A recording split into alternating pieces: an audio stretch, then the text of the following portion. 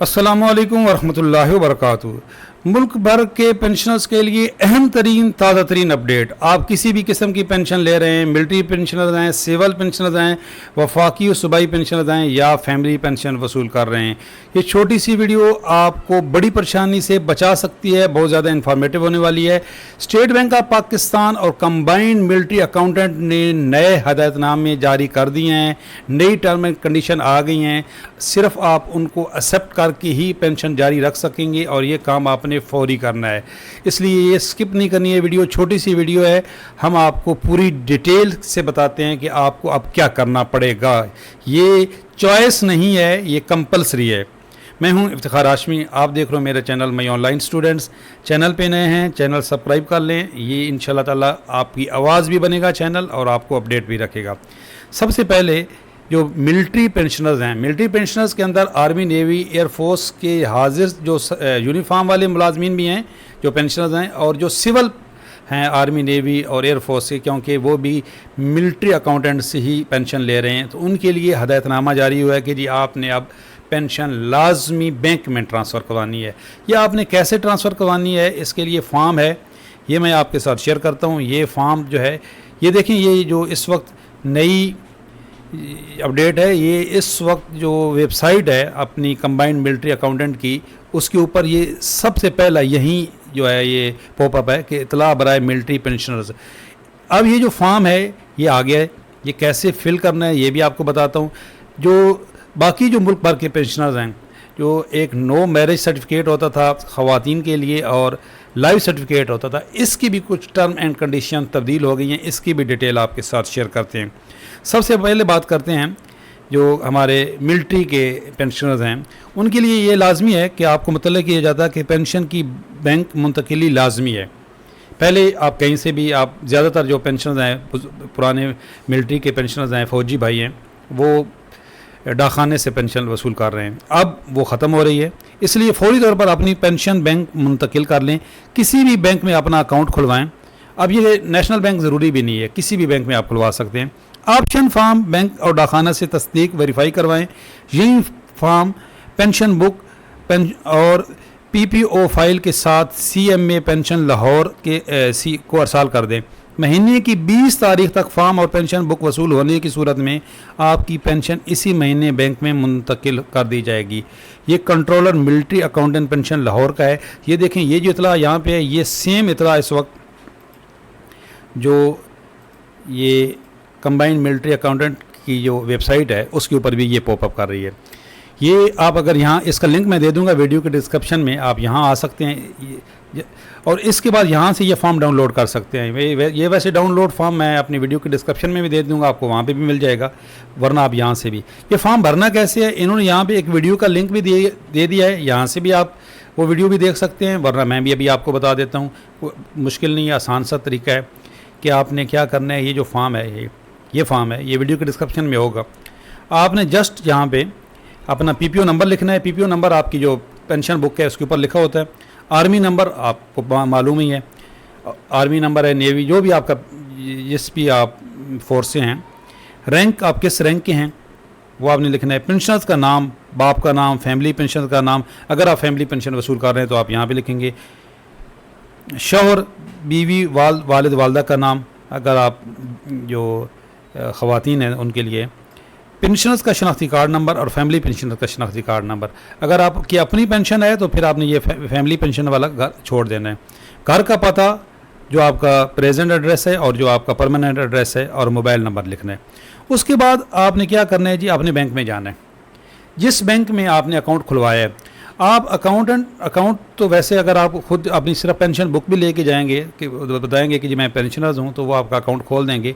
वरना जो आपका सोल्जर ऑफिस है आपका मुतलका, वहाँ चले जाएं, वो आपको एक लेटर बना के देंगे, आपका फौरी जो है वो अकाउंट खुल जाएगा। अकाउंट खुलने में वैसे भी पेंशनर्स को कोई परेशानी नहीं होती।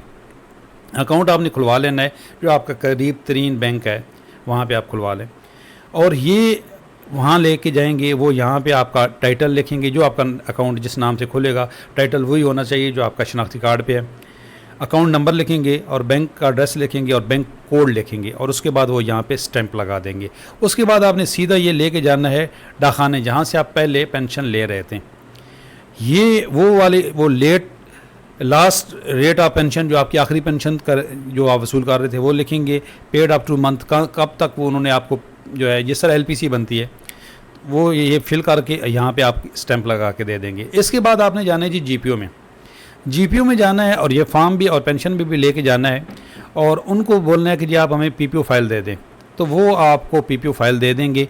अगर वो रख लेते हैं आपसे ये फॉर्म और पेंशन बुक तो वो ख़ुद फिर सीएमए भेजेंगे, वरना अगर वो आपको बोल देते हैं कि जी ये आप ले जाओ ख़ुद सीएमए जमा करा दो तो कोई भी मसला नहीं है, सीएमए वाले आपसे ये ले लेंगे। और अगर 20 तारीख तक ये आप सारा प्रोसेस कर देते हैं तो 20 उसी महीने की पेंशन आपकी बैंक में मुंतकिल हो जाएगी। बैंक में मुंतकिल होने के 2 फ़ायदे हैं, एक एटीएम बन जाएगा आपका, आप बुज़ुर्ग पेंशनर हैं, आपको ख़ुद जाने की ज़रूरत नहीं हुआ करेगी, आप किसी भी बच्चे को, बेटे को, पोते को एटीएम देंगे तो वो वहाँ से आपकी पेंशन निकलवा के ले आएगा। इसके बाद जो अहम तरीन है वो लाइफ सर्टिफिकेट का प्रोसेस है जी। लाइफ सर्टिफिकेट का प्रोसेस जो था पहले ये होता था, ये लाइफ सर्टिफिकेट है, लाइफ सर्टिफिकेट आपको साल में 2 दफ़ा जमा कराना होता था, मार्च में और सितंबर में। ये वाला फॉर्म आप किसी भी गज़टेड अफसर से फिल करवा के जमा करवा देते थे। अब ये प्रोसेस ख़त्म हो गया है।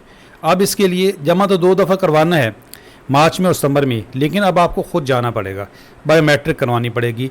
और ये याद रखें, इसके लिए आपका अगर किसी भी नेशनल बैंक में अकाउंट है तो आप किसी भी ब्रांच में जा सकते हैं, आपका एमसीबी में अकाउंट है तो आप किसी भी ब्रांच में जाके बायोमेट्रिक करा सकते हैं। अपने जहाँ पे आपका अकाउंट है वहाँ पे जाना ज़रूरी नहीं है, याद रखें। लेकिन बायोमेट्रिक साल में 2 दफ़ा करवाना लाजमी है, मार्च में और सितंबर में। अगर थोड़ा बहुत आगे पीछे भी हो जाए तो लाजमी ये बायोमेट्रिक करवानी है, वरना आपकी पेंशन बंद हो जाएगी। अच्छा, पेंशन बंद होने का मतलब ये नहीं कि वो आपको दोबारा मिलेगी, नहीं, वो आपके अकाउंट में पेंशन आती रहेगी, आप जो है वो विड्रा नहीं करा सकेंगे जब तक आप बायोमेट्रिक नहीं करवाते। तो इसलिए ये याद रखा करें।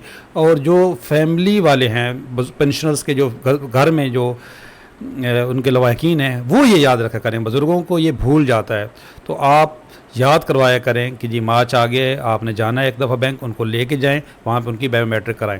अच्छा, बाज़ औक़ात कुछ बुज़ुर्ग ऐसे हैं कि उनकी बायोमेट्रिक में मसला होता है, तो वो फिर जो बैंक वाले हैं ना, वो ख़ुद उसी वक्त आपको ये सर्टिफिकेट निकाल के उनके सामने, चूँकि आप बैठे होंगे, आपका शनाख्ती कार्ड देखेंगे और वो उसी वक्त ये सर्टिफिकेट जो है ये ख़ुद साइन कर देंगे। ये वाले सर्टिफिकेट की आप ज़रूरत नहीं है, लाइफ सर्टिफिकेट की। आपकी बायोमेट्रिक हुआ करेगी साल में 2 दफ़ा, याद रखें। उसके बाद जो दूसरा था जी, ये जो नो मैरिज सर्टिफिकेट होता है, ये सिर्फ उन ख़वातीन के लिए है जो फैमिली पेंशन ले रही हैं। याद रखें, जो ख़ुद अपनी पेंशन ले रही हैं, यानी कि कोई अगर फ़ीमेल गवर्नमेंट एम्प्लॉइज़ हैं और वो अब पेंशन ले रही हैं, उनको ये नो मैरिज सर्टिफिकेट की ज़रूरत नहीं है, वो दोबारा शादी भी कर सकती हैं। उनके लिए ये ज़रूरी नहीं है कि वो शादी, जब तक शादी कर लेंगी तो उनकी पेंशन बंद हो जाएगी, ऐसा नहीं है। ये मुझसे भी कितने जो है वो क्वेश्चन किए गए हैं। ये सिर्फ उस सूरत में है कि आप किसी की पेंशन ले रहे हैं, आप अपने मियाँ की पेंशन ले रहे हैं, या कोई बेवा बेटी है तो वो भी जब ज़ेरी बात है शादी कर लेगी तो वो उसकी ये फैमिली पेंशन ख़त्म हो जाएगी। तो ये साल में 1 दफ़ा जमा करवाना होता है, ये नो मैरिज सर्टिफिकेट है। तो ये आप किसी भी गज़टेड अफसर से साइन करवा सकते हैं, इसके लिए ज़रूरी नहीं है। एक बंदा पूछ रहा था जी कि जो मेल हैं अपनी वाइफ की अगर पेंशन वसूल कर रहे हैं तो भाई उनके लिए कोई नो मैरिज सर्टिफिकेट की ज़रूरत नहीं है। मर्दों को इजाज़त है, वो दूसरी शादी कर सकते हैं, उसके लिए कोई सर्टिफिकेट जमा नहीं करवाना होता। ये सिर्फ फ़ीमेल्स जो हैं उनके लिए है, ख़वातीन के लिए है। तो ये वीडियो अगर आपको पसंद है या आपके लिए इन्फॉर्मेटिव है तो लाइक करें, शेयर करें, दूसरों तक बात पहुंचाएं। अच्छी बात पहुंचाना सदका जारिया होता है और इससे हमारी हौसला अफजाई भी होती है। चैनल पे इंशाल्लाह ताला आपको अपडेट भी रखेंगे और हम आपकी आवाज़ भी बनेंगे। फैमिली पेंशन इंशाल्लाह बंद नहीं होगी, ये मैं नहीं कह रहा, ये रमान अली बाजवा साहब कह रहे हैं और ये अगीगा क़यादत कह रही है।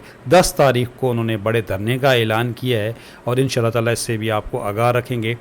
ये पंजाब वालों ने कल ही जो लीव इनकैशमेंट का जो एक रूल्स में तब्दीली की गई थी, उसके अंदर उसकी अभी ये क्लैरिफिकेशन भी भेज दी है। तो इसलिए अगर सोए रहेंगे तो फिर तो कुछ नहीं बनेगा, लेकिन अगर की क़यादत का साथ देंगे तो इंशाल्लाह ताला ये लीव इनकैशमेंट का रूल भी पंजाब तक महदूद नहीं रहेगा, पंजाब में भी ख़त्म होगा, वरना ये वफाक में भी आएगा, बाकी सूबों में भी आएगा।